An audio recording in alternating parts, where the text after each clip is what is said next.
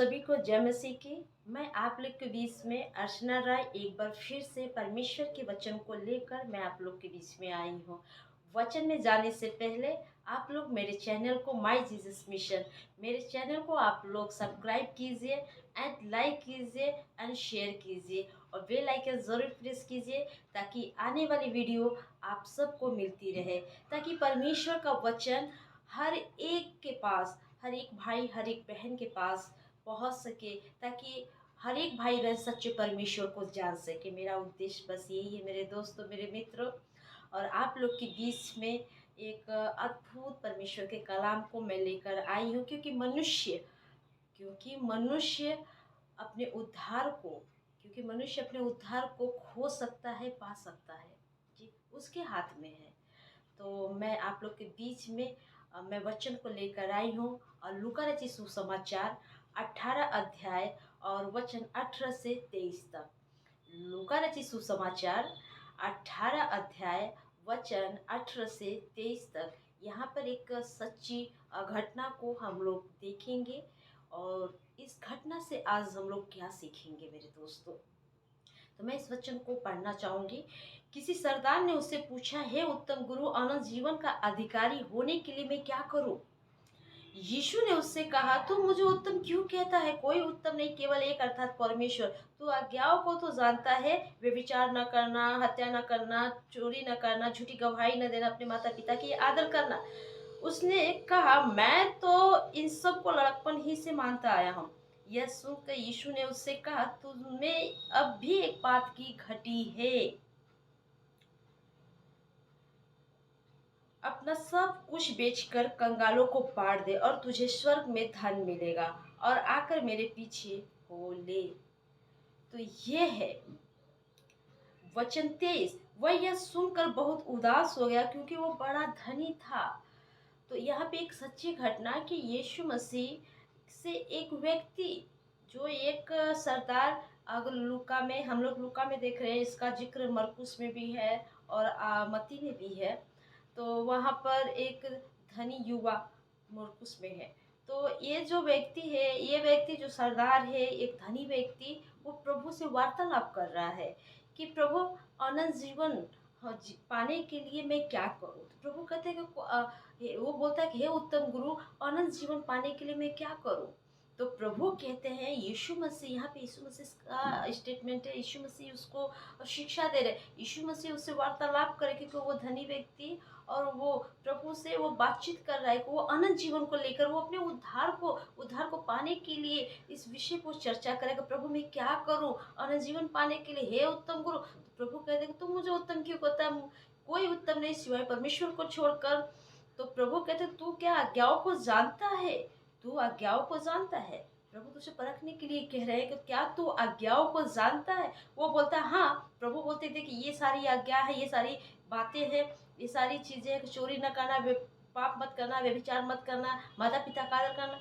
तो वो व्यक्ति कहता है कि मैं इन सारी बातों को मैं लड़कपन से ही मानते आया हूँ, यानी मैं इसे फॉलो करता हूँ, मैं इसे फॉलो करता हूँ, मैं इसे पूरा करता हूँ, मैं अपने जीवन में लेके चलता हूँ। प्रभु मैं तो जितनी बातें आपने मुझे बता रहे हैं, वो सारी बातों तो मैं अपने जीवन में लेकर चलता हूँ। आप बताइए ना कि मुझे आनंद जीवन पाने के लिए क्या करूँ? तो प्रभु विचार करते हैं। प्रभु कहते हैं कि तुझमें एक बात की घटी, तू सब कुछ है, बहुत अच्छा है, लेकिन तुझमें एक बात की घटी है। वो है क्या? पूछा होगा क्या? उसने पूछा होगा क्या? तो प्रभु बोलते हैं कि तू अपनी धन बेच के कंगालों को दे दो। तो अपनी धन बेच के कंगालों को दे दो। लेकिन वो व्यक्ति यहीं पर शांत हो जाता है, ठहर जाता है। अरे बाप रे बाप, ये हमसे क्या मांग लिए? अनंत जीवन पाने के लिए। अनंत जीवन का मतलब उद्धार होता है मेरे दोस्तों। तो उद्धार पाने के लिए हमें इतना बड़ा त्याग करना होगा। उद्धार पाने के लिए हमें ये छोड़ना पड़ेगा, ये देना पड़ेगा। जो मैंने इतना कमाया है, इतना बनाया है, इतनी प्रतिष्ठा, शान शौर्य, इतनी रुतबा, इतनी धन, इतना, क्योंकि वो रिच मैन था। वो व्यक्ति रिच मैन था, वो धनी आदमी था। वो सब कुछ होता है कि यार, प्रभु बोलते हैं किसके पीछे बोल रहा है कि सारा धन कंगालों को बेच के मेरे पीछे हो ले, तब तुझे स्वर्ग में धन मिलेगा, तब तुझे स्वर्ग में धन मिलेगा। लेकिन वो व्यक्ति वहाँ पर वो अपने मन ही मन में बहुत सारा विचार किया होगा, बहुत कुछ सोचा होगा कि यार मैंने इतना सब कुछ किया, अपने मेहनत से किया, ये सब कुछ किया है, मैं ऐसे कैसे मैं प्रभु के कहने पे दे दूँ? और वो व्यक्ति दिया भी नहीं। वो व्यक्ति दिया भी नहीं और वो व्यक्ति उदास होकर चला गया। क्योंकि इसका आप 23 में देख सकते हैं, वह यह सुनकर बहुत उदास हुआ, क्योंकि वह बड़ा धनी व्यक्ति था।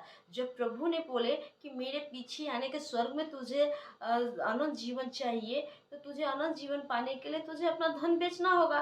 तू अपना धन बेचकर कंगालों को दे दे, तो मेरे पीछे हो ले, तुझे स्वर्ग में धन मिलेगा।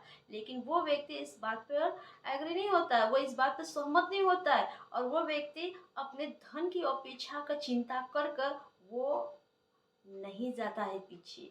वो प्रभु के बातों को नहीं मानता है, प्रभु के बातों को वो अमल नहीं करता है, क्योंकि वो उस समय में वो धनी व्यक्ति वो अपने आप को बहुत ही धनी था और वो सोच कर ही पड़ गया, ओहो हो प्रभु ने क्या मुझसे मांग लिया जो कि मैं नहीं कर सकता हूँ। तो उसने अपने उद्धार को खो दिया। और वैसे ही हम लोग देखेंगे ठीक वहीं पर लूका रचित सुसमाचार 19 अध्याय वचन 8 और 9 में जक्कई ने खड़े होकर प्रभु से कहा, हे प्रभु देख, मैं अपनी आधी संपत्ति कंगालों को देता हूँ, और यदि किसी का कुछ भी अन्याय करके ले लिया है तो उसे चौगुना फेर देता हूँ। वचन 9, तब यीशु ने उससे कहा, आज इस घर में उद्धार आया है, इसलिए कि ये भी अब्राहम का एक पुत्र है। एक कैरेक्टर उस धनी व्यक्ति का देखते हैं और दूसरी तरफ एक जक्कई का, हम लोग जक्कई का कैरेक्टर को देखते हैं। वो भी जो धनी व्यक्ति है वो भी उस समय में वो बहुत धनी व्यक्ति था, और यहाँ पर देखते हैं जक्कई भी बहुत ही धनी व्यक्ति था। लेकिन दोनों में फर्क क्या? क्योंकि प्रभु कहता है कि तू अपनी धन कंगालों को बेच के मेरे पीछे हो ले, तुझे स्वर्ग में धन मिलेगा। और यहाँ पर प्रभु की ये बात जक्कई को कहने को मौका ही नहीं मिला। जक्कई को ये बातें जो धनी व्यक्ति को प्रभु जो शिक्षा दिए, जो धनी व्यक्ति को जो आदेश दे रहे हैं, धनी व्यक्ति को जो बातें कह रहे हैं, लेकिन ये जक्कई को बातें तो कहा ही नहीं। लेकिन जक्कई कह रहा है, जक्कई ने खड़े होकर प्रभु से कहा, हे प्रभु, उस जैसे वो प्रभु जक्कई के घर में जैसे ही वो एंट्री करते हैं, प्रभु जैसे ही लोग साथ में जाते, तो प्रभु जैसे वो बैठने को दूर की बात, लेकिन जक्कई खड़े होकर कहेगा, प्रभु देख देख, मैंने जिसको भी गलती से मैंने किसी का धन ले लिया है, किसी का कुछ कर लिया है, गलती से या अन्याय कर कर अगर हमने किसी का लिया है, तो प्रभु मैं उसका चौगुना वापस कर रहा हूँ, उसका रिटर्न कर रहा हूँ, उसका रिटर्न कर रहा हूँ। जिसका भी मैंने संपत्ति आधी ली है, कंगालों को देता हूँ। क्योंकि जक्कई ने खड़े होकर प्रभु से कहा, हे प्रभु देख, मैं अपनी आधी संपत्ति कंगालों को देता हूँ। इतना बड़ा मन जक्कई को प्रभु के लिए, क्योंकि वो अपने मन को, अपना मन फिराया संसार से, अपना मन फिराया धन से, और उस जक्कई ने इस बात का एहसास किया कि मैंने गलत रीति से, गलत तरीके से मैंने किसी की संपत्ति को हड़पा है, लिया है। लेकिन आज हमारे घर में उद्धार करता आए हैं, आज हमारे घर में, आज मेरे साथ मेरे प्रभु खड़ा है। तो प्रभु से बढ़कर दुनिया में कोई भी चीज़ मान्य नहीं रखता है। उसने उद्धार को समझा, इसीलिए वो अपनी आधी संपत्ति कंगालों को देता है। लेकिन यहाँ पर वो रिक्वेस्ट प्रभु से कितना नम्र होकर वो प्रभु से निवेदन करता है कि प्रभु, विनती करता है, प्रभु देख, मैं अपनी आधी संपत्ति कंगालों को दे देता हूँ, और अगर मैं बाई चांस जाने अनजाने में अगर मैंने किसी को अन्याय करके, दुख देकर, दबाव देकर, सताव देकर अगर किसी का संपत्ति लिया है, तो मैं उसका चौगुना रिटर्न करता हूँ, उसको वापस करता हूँ। तो प्रभु कहते हैं 9वां अध्याय में, तब यीशु ने उससे कहा, आज ही इस घर में उद्धार आया है। जक्कई ने अपने उद्धार को प्राप्त किया, लेकिन वो धनी व्यक्ति अपने उद्धार को खो दिया। वो अनंत जीवन जो है वो उद्धार है मेरे दोस्तों। वो अनंत जीवन पाने के लिए प्रभु का पीछे पीछे आता है। जब प्रभु ने उसको सब कुछ बताया, प्रभु ये मैं तो ये करता आया हूँ, वो करता हूँ, ऐसा हूँ, वैसा हूँ, सब कुछ करता हूँ, लेकिन प्रभु बोले तुझ में एक बात की घटी है। वो बोलता है क्या? वो सोचा होगा क्या घटी होगा, तो प्रभु बोले कि तू अपना धन बेच के कंगालों को दे दे और मेरे पीछे हो ले, तुझे स्वर्ग में धन मिलेगा। लेकिन प्रभु के बात को उसने अपने उद्धार को नहीं समझ पाया, उसने प्रभु की बातों को नहीं समझ पाया, क्योंकि वो धनी व्यक्ति था। तो उसने अपने धन पर मन लगाया और वो सोचता ही रहा और अपने उद्धार को खो दिया। और वहीं जक्कई भी धनी व्यक्ति, लेकिन उसने प्रभु की ओर अपनी दृष्टि की, प्रभु की ओर अपना मन फिराया और अपने मन को नवीनीकरण किया और उसने रियलाइज किया, उसने इस बात को एहसास किया कि प्रभु से ही मेरा उद्धार है। और जब मेरे ही घर में उद्धार आया है तो मैं इन सब चीज़ों को लेकर क्या करूँगा। इसलिए प्रभु को कहने को मौका ही नहीं दिया और उसने तुरंत अपनी सारी चीज़ों को प्रभु के सामने रख दिया। इस वचन के द्वारा प्रभु आप सबको आशीष दे। मेरे चैनल को माय जीसस मिशन, मेरे चैनल को आप लोग सब्सक्राइब कीजिए एंड लाइक एंड कमेंट कीजिए और शेयर कीजिए। बेल आइकन ज़रूर प्रेस कीजिए ताकि आने वाली वीडियो आप सबको मिलती रहे। आप सभी को जय मसीह के। प्रभु आप सबको खुश रखे।